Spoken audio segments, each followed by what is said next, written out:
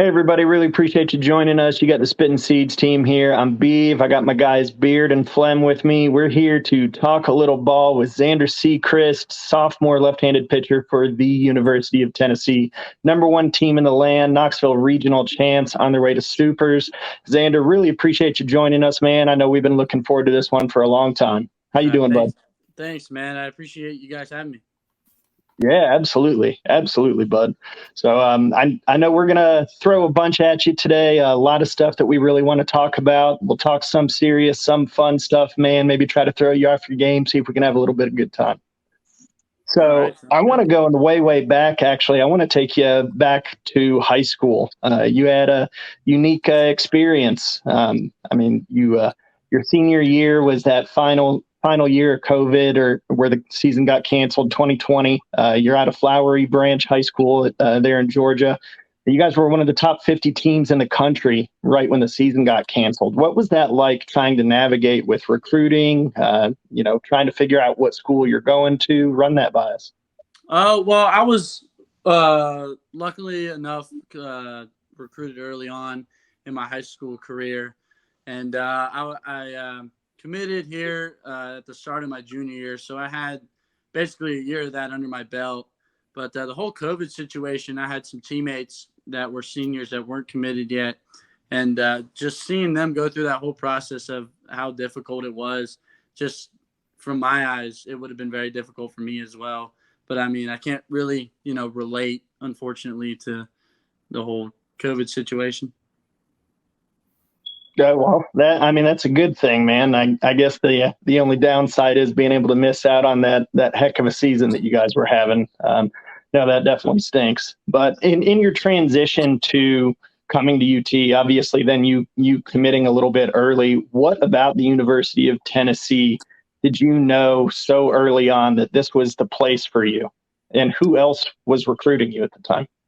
Well, there were other schools involved as well. Of course, there is with mainly other kids as well. But, to be cliche, it really felt like home here. I'm only 3.5 hours away. And really, Coach Vitello and the new staff coming in to build a new regime and build a new culture really put me on board, because usually you get a lot of people going to traditional, historic programs a lot of the time. But, times are changing. So I decided to myself that I think this would be a best fit because of the new coaching staff and how it just felt like home to me. So that seems to be kind of a common theme, especially on this University of Tennessee team. I mean, or at least a lot of the guys that we've talked to. Has there been that thought process with most of the guys that you've spoken with, where to be able to come in, create your own legacy at a school that's never really had anything like that before? Yeah, I believe so. From some of the guys I talked to in the locker room, they just wanted to be on board. It was one of these systems where if you buy in, everything's going to work. And obviously, it takes time. Nothing's going to work right away. But as you can tell now, everybody's starting to buy in. Even the young guys. Like, I was a freshman last year, I had to buy in immediately, and we went to Omaha last year. And now that this is my second year in the system, you just keep buying in each and every year, and obviously the results are paying out. Yeah, absolutely. So, then coming out of Georgia, we've talked to a bunch of Georgia guys on the team now at this point. Did you grow up a Georgia fan too, or? No, I actually did not, because so I'm like I said before we started this, I'm an NHL guy, because all my family is born in Pennsylvania. I was the only person in my family that was born in Georgia, so I'm a Steeler fan, a Penguin fan, but I am a Brave fan for baseball wise. But yeah, I stick to northern things, I should say. Well, you got me. You got me with the Steelers. I'm a Steelers fan too. I'm from up north, so. But I'm a Red Wings guy, man. I got to go with the Red Wings. Yeah, 08, 09. We had our little spiel. Yeah, oh yeah. But so then coming over to UT, so you're majoring in forestry. It's a really unique degree, man. So walk us through, what your hopes are with a degree in forestry. What's your dream job with that? Well, Obviously outside of baseball. I'm actually gonna switch out of that, because the sciences, I mean, it's crazy. I had to basically tell you what type of tree is. Like, I look out my apartment window, and there's actually probably a tree I know out there, which is kind of insane. But it's very difficult. It's a lot harder than I thought it would be. Yeah. But yeah, I'm kind of switching out of that. I'm not really sure where I'm gonna go, but I kind of want to be involved in sports if my career doesn't pan out the way I want it. But yeah, just to be involved in sports would be beneficial to me. Awesome. Yeah, absolutely, bud. I think that'd be the dream job for about all of us. So good luck with that, man. I changed majors too, and yeah, the science stuff did not really work out for me. So um, you know, while you're with UT2, one of the things that had come out in the past month or two, you got accepted into the Vol Leaders program. I mean, that's a really astute program. I know you're there with a couple of the other younger guys on the baseball team. Walk us through what getting accepted to that program like, what that means to you, and in the mission that you'll be able to go on to Rwanda. Oh, that'll be great. That's like a couple times I've heard they were speculating on different places, but Rwanda sounds neat. And just getting involved in the program is pretty neat. I think I was put in there by Coach V himself. So Chase Burns, JD, and Drew Beam and myself were all put in there based off Coach V's word. And it's just, to become a leader, to be cliche. But that seems interesting. And getting to know other people in other parts of the world and how they live and how we live and compare it and how sports are over there, how sports are over here. I think it'll be a very good experience for us. Yeah, absolutely. So have you been able to talk to any of the other guys on the team, like Kirby, that had been part of the Vol Leaders program in the past, on what to expect, all of that good stuff? What did you have to say? Well, Kirby's my throwing partner, so we talk a lot. So, yeah, when I first got accepted into it, I immediately went to him, and he kind of explained the whole deal and how, the trip is going to go. So he's really helped me out with that whole process. And he just says that you basically get to, mingle, like teamwork, and become, leader.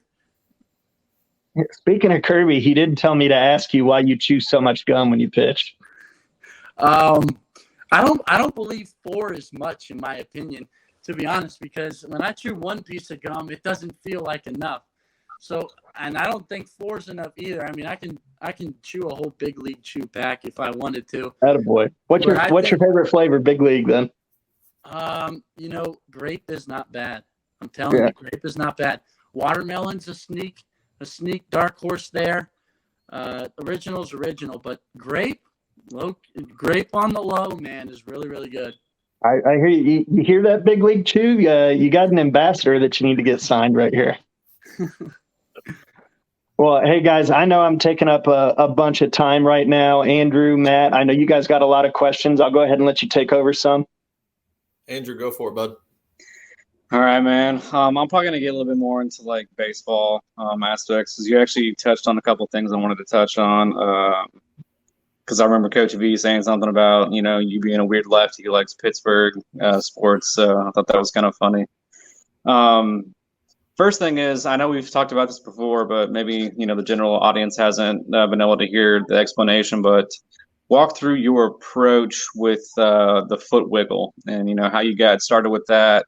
I know you started like with the groundwork, how you kind of adapted it on the mound. Well, I got with my pitching coach, Vladimir Nunez, back home when I was like 10 or 12, and he always taught me to pitch to contact. And like, as I got older, I realized that, yes, you're throwing a little bit harder, but, people are still timing you up from an aspect, because basically,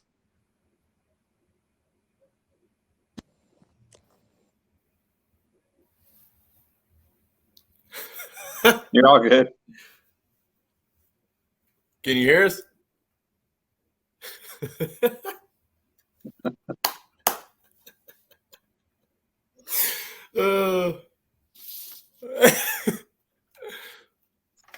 Hold on.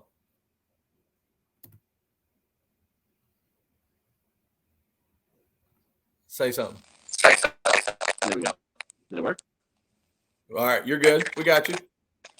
Okay. All right.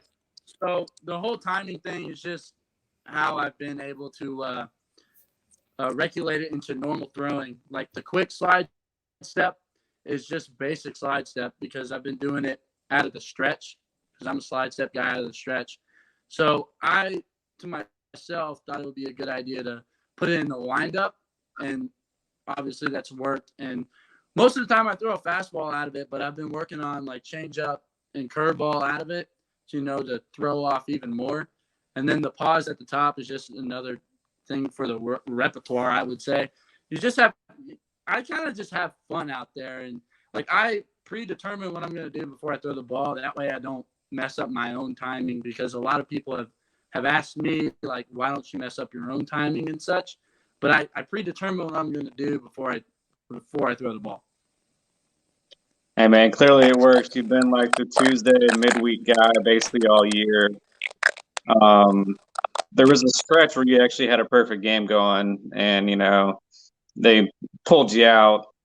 I was disappointed to see that. What's it kind of like to have so many great pitchers in the program to where, someone who's still in a perfect game can barely find, weekend innings? Oh, well, a pitcher never wants to get pulled during a perfect game or any type of no-hitter type deal. But, I just kind of trust my teammates in that point. They got to get their work in just as much.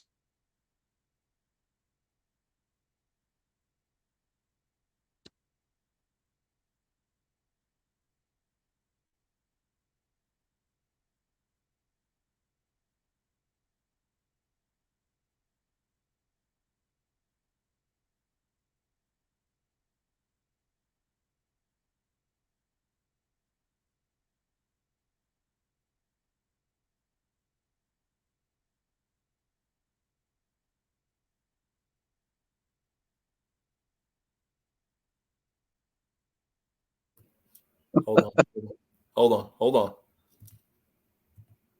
Now try.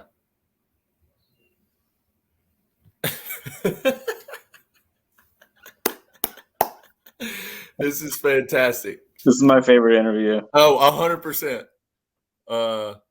Hold on. He has the personality for it too. For sure. Can you hear us? You can hear us. All right, hold on. All right, hold on. We'll just splice it together. Hold on.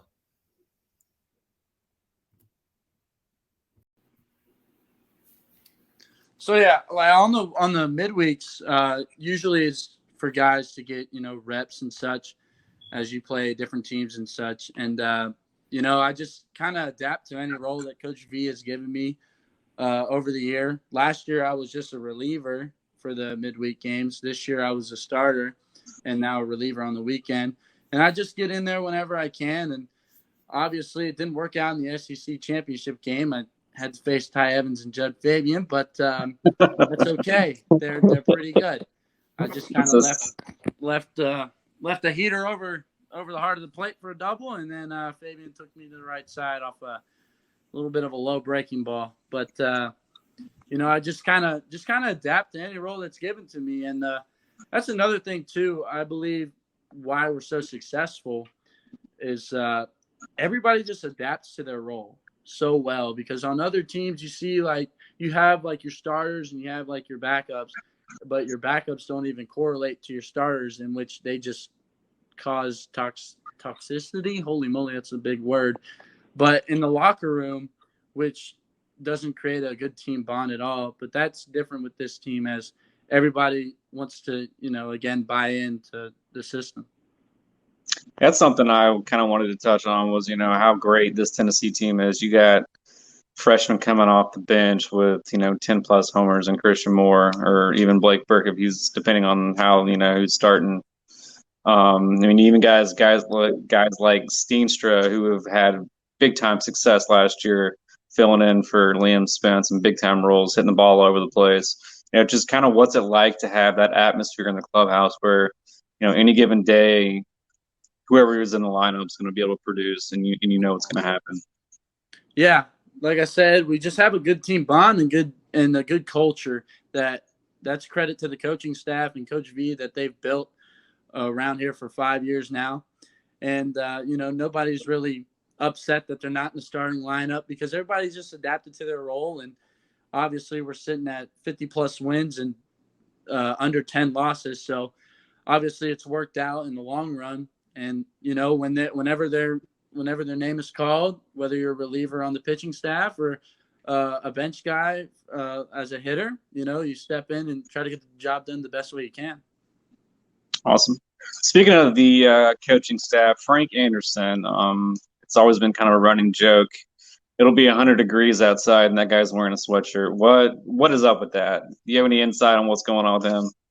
I wish I had insight. That man wore during the COVID year, Coach A had a mask on and a hoodie in like 90-degree weather. I don't know how he does it. He's coached at Texas. So I don't know if he was wearing short sleeves there and he just didn't like it, but I have seen that man in shorts. I will say I have seen the man in shorts. He doesn't wear shorts a lot. I have seen him in a short sleeve shirt before. He doesn't wear short sleeves a lot, but I don't know. I think it's just kind of what he wears during the game. That's what I'm gonna go with. Okay, we can roll with that. To kind of change topics a little bit, baseballs, they're only given like 11.7 scholarships for a team. Where would you like to see the college baseball game evolve in the future, and how is NIL kind of helping supplement some of that stuff? I think personally, it'll get to baseball. The NIL stuff and all that scholarship stuff will get to baseball, as right now you see it more in football and basketball. But once you guys put the hashtag grow the game, that'll eventually carry over to baseball, and that scholarship, slots or whatever they call it will rise because of how players will, honestly, I don't know, maybe get paid to come to college. Who knows? But that transfer portal is kind of huge for baseball now. Not as much as in the other sports as you would think, but it's bigger in baseball than the other two sports. But the NIL stuff has helped the people who are on a team, and it can help recruit. But like I said, I think that's more of a future thing. As when it first started, I knew it was going to be more for the future, like after I graduate, because that'll be like set in stone what NIL really is. Okay. My last one here, your aunt and mom have both come by our tailgates before. We've kind of chatted them up, and she dropped some knowledge on us that your nickname's the Muffin Man. How'd it come about, and how much do you love that name? Okay, I think it's awesome. At first, I did not like it when she put it on Twitter because that was just me and my mom's thing. I won't lie, but I know everybody's going to ask this question regardless, like the Muffin Man, so it's related to muffins. I actually just don't like muffins. I'm not a muffin guy at all. But my mom just called me that when I was a little kid, and it just kind of carried over. That's all that is. Just a little nickname that a mother gives a son. Okay. Not gonna lie, I thought that was gonna be a lot worse than what it was. Yeah. Oh, really? Yeah. I think you told us a different story, but we'll ride with you. Yeah, I was expecting like Armageddon. Trust me on this. Zander, we'll let it slide. Zander, I've got some rapid fire questions here to try and throw you off a little bit. So, just when you hear it, kind of give your answer, and we'll see where it goes. You ready? Mm-hmm. Best pitch in baseball. Change up. Attaboy. If you could face one hitter from the postseason from this list, who would it be? Sonny DeShera, Dylan Cruz, Ivan Melendez, Tim Elko, or Trey Lipscomb? Give me Trey. All right. And you talked about NHL earlier, so this question might change. Favorite major leaguer or favorite NHL guy? Tom Glavine and Sidney Crosby. Oh, I can't be mad at the answer. must have or must do before a start? Gum. Have gum and chew gum. Okay. All right. Away stadium you most want to toe the rubber at? The box. Love it. Love it. We got Now that you're answer just twice. buttering up. Yeah. What's going on here? I love it. I love it. All right. Last one, and this is important. Would you rather fight 100-foot Tony V or 100 1-foot Tony Vs?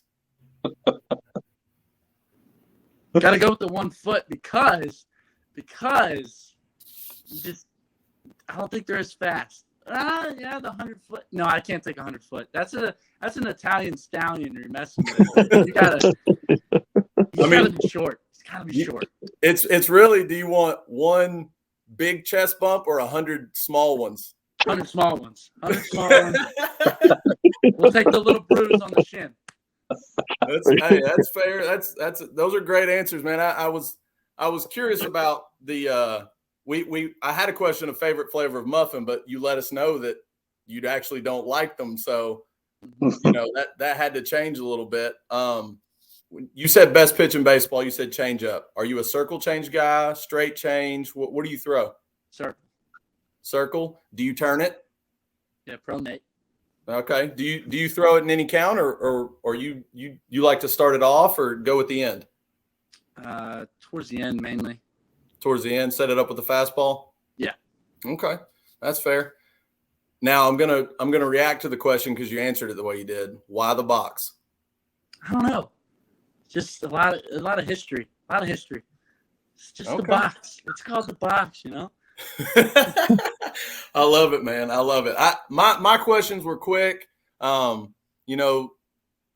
enjoyed watching you pitch in the midweek because your games are a little bit earlier because LSU's in the Central Time. So I've gotten to see a little bit of what you've done. I really enjoy kind of the way that you handle that hesitation that you do. And I was actually very curious about that. If it was on the fly, if you thought about it before, it's been fun to watch. Is it something that you do in a bullpen as well, or is it just game time? Yes, I do it in the bullpen just to make sure it works, quote unquote. Okay. Works. But it just gets my body going. Like I don't do it immediately, and then say I do the slide step out of the windup. If I miss arm side, I know my arm's lagging. But I do both of them in the bullpen just to make sure everything's in line. Okay. All right. And well, I'm glad you led into the bullpen thing. You haven't pitched lately. They're going to need you. It's coming. So what have you been able to do to prepare? Have you done simulation games? Have you just been doing pins? What's that process been like for you the last couple of weeks? Well, I'm not I'm kind of used to it at this time of year because the playoffs are always weird. Right. Everybody has a set role during the season, but when it comes playoff time, everything changes because it's a new season. But I just threw a mini pen today, just made sure all the pitches were working and such. And I've just a lot of short boxes just to keep myself on the mound as much as possible. Okay. Yeah. That's been something that I've been curious about with a lot of guys, especially the midweek guys, because it's that weird time of year like you talked about, because that's what when you can be the midweek guy all year, that just sets you up for an important game in the postseason when everybody's tired, everybody's worn out and they need that extra guy. So it's an interesting process when you get towards the postseason. So I was curious about that. Man, I'm good. I've loved every answer. I've loved the technical difficulties we've had. That's been a whole lot of fun. We'll blame it on Beeve. It's always my fault. For sure. No, it's always Matt's fault. Who are we talking about? No, Beeve. See, it's me.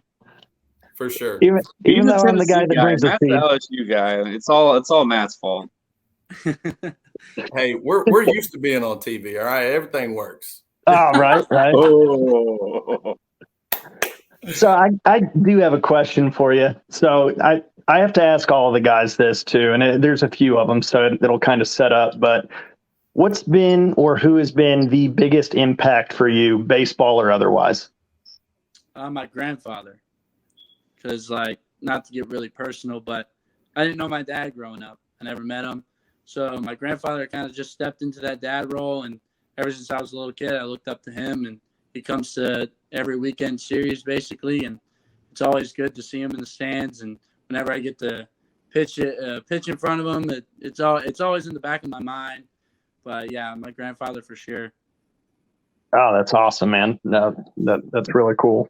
And then, what's been the coolest moment that you've experienced, I guess, in sports, baseball, otherwise? Well, high school was pitching in front of like top teams in the nation for sure. And then college is just how you see big leaguers just, spread out across one conference. And then when you go to Hoover, you're staying in the same hotel as them. And then also just the environments that you go to, like on the road, sold out stadiums, and especially here, it's just crazy to see how much college baseball has grown compared to when I was little. Absolutely. And then if you could pitch against one hitter all time, any era, it doesn't matter, who would you pitch against? Chipper Jones. Chipper Jones. All right. Hey, interesting fact, Beard is actually blocked by Chipper Jones because he's just an evil human being. Never even interacted with him. Yeah, not Chipper, Beard. If I ever get to meet him, it's the question I'm asking. Oh, yeah, 100%. I have no idea why. So, and then, we've asked Chase, we've asked Kirby. So have you gone to Tony or Frank and told them to let you in, take a few big daddy hacks since everybody's hitting home runs this year? Well, I always put it in the back of my mind, like in about the 25th inning when everybody's used. And let's say I pitched the day before and I didn't pitch. I'm ready. Oh, buddy, I'm swinging. I'm sitting first pitch heater. And I'm swinging at it no matter where it is. Because if it connects, it's got to go somewhere, right? It's got to. It's got to. Oh, that's hilarious. And then Kirby actually brought this whole thing on, too. But he said, you guys talk 27 outs all the time. So pitchers there in BP. You got pitchers versus the starting lineup, man. Who's going to take it? Probably the starting lineup. I'm not going to lie. Man, Chase said the same. Kirby was adamant you guys were going to take it. Oh, and he did say Gilly's not allowed to pitch, though. Oh, okay. That does change a lot of things. The only way we win is if the hitter's quote unquote pitcher just starts walking everybody. And we just foul balls off. We don't even put them in play. We just foul them off and get a walk or hit by pitch. I think that's a good strategy. Outside of Gilly, then, who would be pitching for the starting lineup? Trey can actually run it up there. Christian Moore can run it up there. I wouldn't be surprised if Blake Burke got on the mound too. Yeah, but that's about it, though. I think who's batting cleanup? Who's batting cleanup for the pitchers? We'll put Kirby. Kirby's a switch. Kirby's a switch. Oh, so, that's lethal. Yeah, so we'll put him 4-hole. He's our Gilby. So you hitting leadoff then? Where you at in this lineup? I'm about 8th. I'm about 8th. You don't want to bat 8-hole, man. No, hang on. When you bat 8th, you get that heater. Because you're going to see some friendly pitches, that's for sure. Yeah. So who is leading off? Oh, leadoff. I have to see who the fastest pitcher is. It's got to be like Fitzgibbons, right? Small lefty. Small, yeah, I could see that. Redmond's got to be our 9 or 2-hole. He's like a second leadoff kind of guy. Handle the bat a little bit. Yeah. I'm putting Seth Halverson at 3-hole because he hit at Missouri. So we got experience in the lineup right there. Okay. Talking yourself into a win here. 4-hole. Kirby 4-hole. 5-hole, we'll put Doe because he looks like he can swing the bat a little bit. 6-hole, we're going Mark McLaughlin. Mark McLaughlin. 6-hole, Will Mabry. 7-hole, Suey. 8-hole. Holy moly, math. 8-hole me and 9-hole Ben Joyce. Ooh. The sneaky That's power that's the scariest 9-hole I think I've ever heard. 9-hole in the league. Didn't even get Beam in there, man. He played quarterback in high school. He's QB1. First off the bench. First off the bench. There you go. Oh, that's hard. Now I see being a head coach like that. Oh Lord, that's hard. Lineup's tough, man. That's a tough deal, especially early in the year, man. You got to figure out what works. Yeah, I didn't even put Bernsey in there either. What am I doing? So we're trying to figure See, out. I think you guys are a lot deeper than you gave yourselves credit for. Okay, that's true. I mean, even Wyatt Evans, he's a big lefty. Yeah. I wish we could bat 15. That way everybody does. Like a little T-ball team. Yes, T-ball team. Everybody gets to hit.